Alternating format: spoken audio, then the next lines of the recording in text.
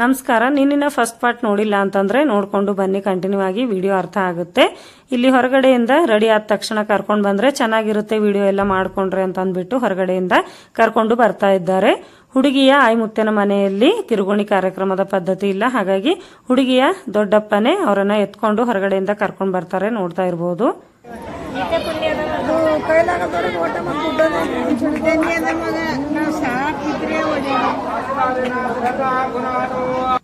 ಇಲ್ಲಿ ನೋಡಬಹುದು, ನಮ್ಮ ತಂದೆಗಿಂತ ದೊಡ್ಡವರು ಇವರು ಕೂಡ ನಮ್ಮ ಸೋದರತೆ ಆಗ್ತಾರೆ.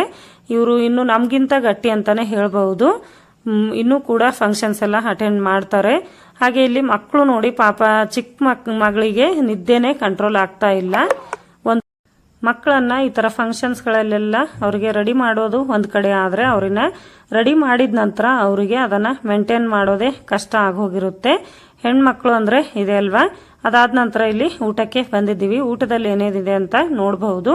ಈರುಳ್ಳಿ ಚಟ್ನಿ ಅಂತೂ ತುಂಬಾನೇ ಟೇಸ್ಟಿ ಆಗಿತ್ತು, ತುಂಬಾ ಚೆನ್ನಾಗಿತ್ತು. ಈರುಳ್ಳಿ ಚಟ್ನಿ, ಮೈಸೂರು ಪಾಕು, ಉಪ್ಪಿನಕಾಯಿ, ಹಾಗೆ ಸಜ್ಜೆ ರೊಟ್ಟಿ, ಜೋಳದ ರೊಟ್ಟಿ, ಪೂರಿ, ಹಾಗೆ ಖಾರ ಬೂಂದಿ, ಹಾಗೆ ಪಲ್ಯಗಳು, ರೈಸ್, ಜಿಲೇಬಿ ಇದೆಲ್ಲ ಇತ್ತು. ಎಲ್ಲ ಅಡಿಗೆ ಕೂಡ ತುಂಬಾ ಸೂಪರ್ ಆಗಿತ್ತು.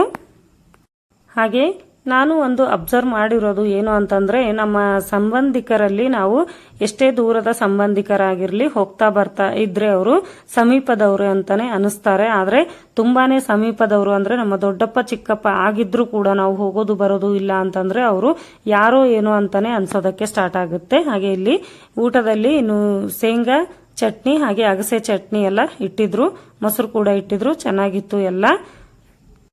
ನಮ್ಗೆ ಇವರು ಸಂಬಂಧದಲ್ಲಿ ಏನಾಗಬೇಕು ಅಂತಂದ್ರೆ, ನಮ್ಮ ತಂದೆಯ ಸೋದರತ್ತೆಯ ಮೊಮ್ಮಕ್ಕಳ ಕಾರ್ಯಕ್ರಮಕ್ಕೆ ಬಂದಿದ್ದೀವಿ.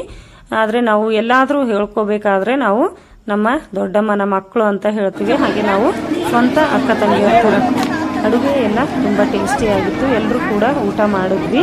ಹಾಗೆ ನೆಕ್ಸ್ಟ್ ಬೇರೆ ಊರಿಗೆ ಹೋಗ್ಬೇಕು, ನೆಕ್ಸ್ಟ್ ಡೇ ಕಾರ್ಯಕ್ರಮಕ್ಕೆ.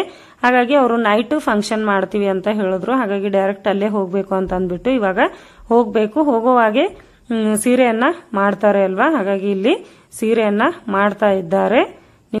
ಇವತ್ತು ಇಲ್ಲೇ ಮತ್ತೆ ನೆಕ್ಸ್ಟ್ ಪ್ರೋಗ್ರಾಮ್ಗೆ ಹೋಗ್ಬೇಕು ಅಲ್ವಾ, ಹಾಗಾಗಿ ಏನು ಹಂಗೇನು ಗಡಿಬಿಡಿ ಏನಿಲ್ಲ. ಇಲ್ಲ ಅಂತಂದ್ರೆ ಮನೆಗೆ ಮತ್ತೆ ವಾಪಸ್ ಹೋಗ್ಬೇಕು ಅವತ್ತಿಂದ ಅವತ್ತೇ ಅಂತಂದ್ರೆ ತುಂಬಾನೇ ಗಡಿಬಿಡಿಯಲ್ಲಿ ಇರ್ತಾ ಇದ್ವಿ. ಇಷ್ಟೊಂದು ಲೇಟ್ ತನಕ ನಾವು ಫಂಕ್ಷನ್ ಅನ್ನ ಅಟೆಂಡ್ ಮಾಡೋದಕ್ಕೆ ಆಗ್ತಾ ಇರ್ಲಿಲ್ಲ. ಬೇಗನೆ ಮುಗಿಸ್ಕೊಂಡು ಮನೆಗೆ ಹೋಗ್ಬೇಕಾಗ್ತಾ ಇತ್ತು. ಇವಾಗ ನಮ್ ದೊಡ್ಡಮ್ಮನ ಮಗಳ ಮನೆಗೆ ಬಂದಿದ್ದೀವಿ. ಹಾಗೆ ಎಲ್ಲರೂ ಕೂಡ ಡ್ರೆಸ್ ಚೇಂಜ್ ಮಾಡ್ಕೊಂಡು ಹೋಗ್ಬೇಕು. ಮತ್ತೆ ಸಿಗ್ತೀನಿ ಮುಂದಿನ ವಿಡಿಯೋದಲ್ಲಿ.